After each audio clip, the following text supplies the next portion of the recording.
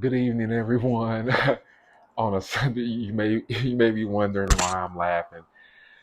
Recently renamed the show "Hydrate the Soul" because I don't care what your profession is, what you do, what you believe. Atheist, Muslim, Christian, Jew, Hindu, Buddhism, agnostic, whatever, man. You want to stay hydrated, and you want your soul to continue to be strengthened. And so just speaking with the folks that I love, and knowing what's most important in life. I don't care what your socioeconomic income level, I don't care what it is. You want to hydrate your soul, and you want to be around peace, love, and happiness and laughter, which brings me to tonight's topic. That's why I'm giggling and chuckling right now. And it's coming from the scripture of Tom Burrell. The book is, once again, is called Brainwashed. And this is coming from chapter 11, protected by the red, the black, and the green with a key. Neo Coombs. Now, I believe that laughter, humor is good for the soul. I doubt that there's anyone out there that would disagree with that we want to laugh. Okay? So let me start today's lesson with this. Everything everywhere is comedy material, excuse me. To watch and view the world via television, newspapers, movies, and music translate our world into funny. There is no subject where funny doesn't exist. That's Cat Williams. Now, Cat, with saying that, I want to give everyone out there a few examples. Do you find this funny? And I'm going to, disclaimer, some of what I'm about to read to you, I fell out laughing.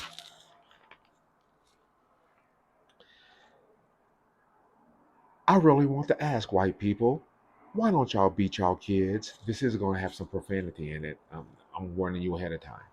Why don't y'all beat y'all kids? Beat them. Whip they motherfucking ass. Y'all give y'all kids all kinds of timeouts and special places.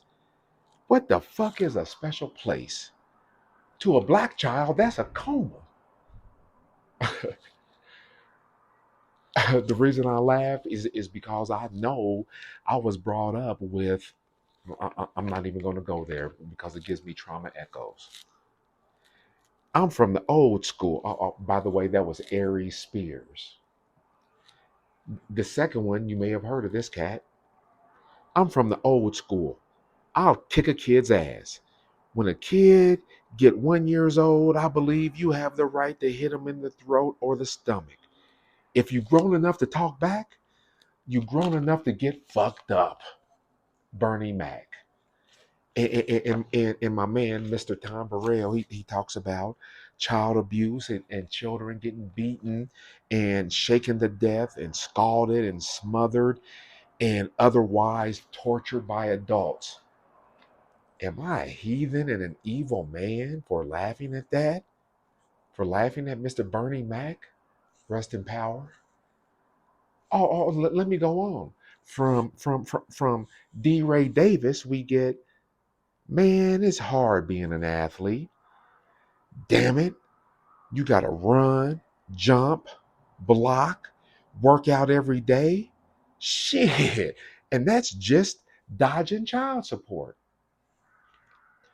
Kevin Hart says, you know how you know when you lost a fight to your woman? When the cops come to your house and ask you, do you want to press charges?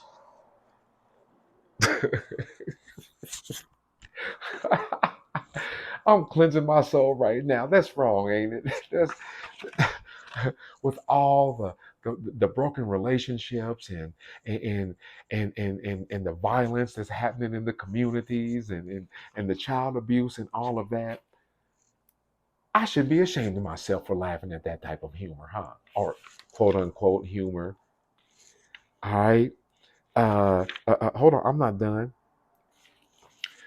My man Joe Torre said from right down the way in the STL, Joe Torre said, I bought a gun cause pow pow sounds a lot better than, hey, put that back. Put that back. No. Pow pow, Joe Torre says. Oh, I'm not done. I'm a 1 year old bitch, but I know not to take this note home. This is an ass whooping you putting on my shirt, Mike Epps said. Oh, I know enough. And my man says, as morgues and prisons filled with black bodies from homicides, we laugh at jokes about threatening images, murder, and violence.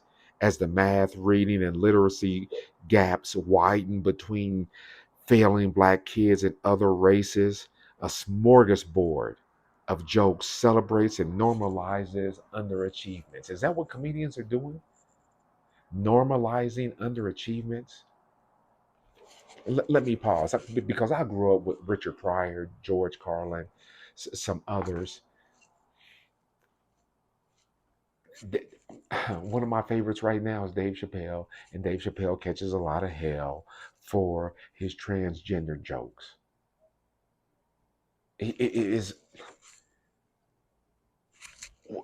So I guess my ultimate question is, what's off limits when it comes to comedy? Nobody had any problems with Dave Chappelle when he was saying nigger this and nigger that, or comparing niggers with white folks. Nobody had an issue with Dave Chappelle.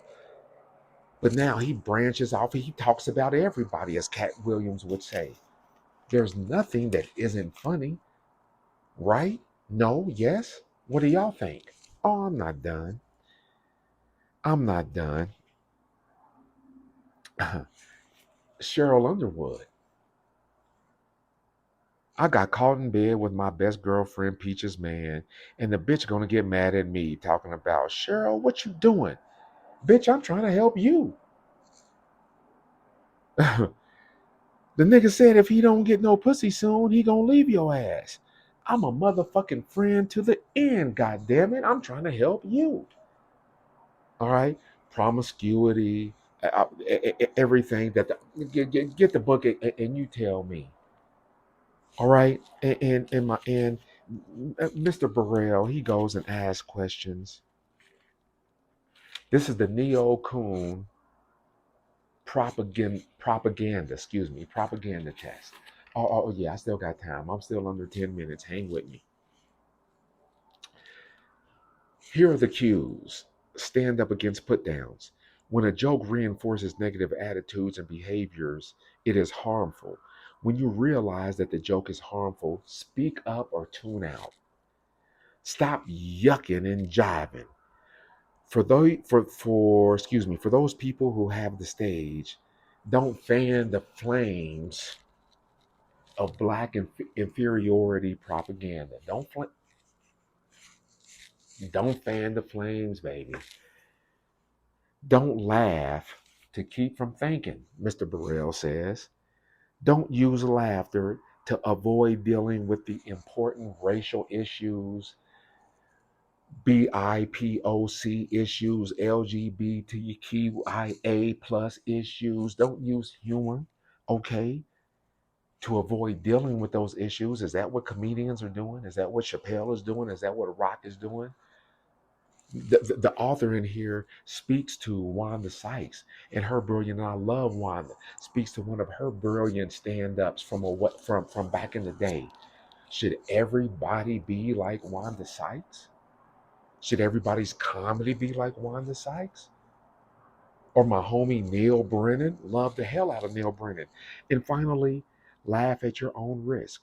Some jokes actually do hurt and reinforce existing internalized feelings of black inferiority. Is that what's happening? When I sit back and I laugh at Chris and Dave and Lunel, Wanda, when I sit back and chill old school Richard, do I have to follow in Dick Gregory's path and footprint to be accepted? I don't know, y'all. Y'all tell me what you think, but I know as far as hydrating the soul, whoever you follow in terms of, because I've listened Sinbad, pre pre rapist Bill Cosby. I listened to see what I'm saying? I shouldn't be making fun of that, should I? Now that is wrong. That what that is unacceptable, and that is irredeemable. Irredeemable. You shouldn't be laughing at that. I'm done. I went over 10 minutes. I apologize. Peace, love, and happiness. Red, black, and green, always protected. Until next time, let me know. All right. Have a good week. Love y'all.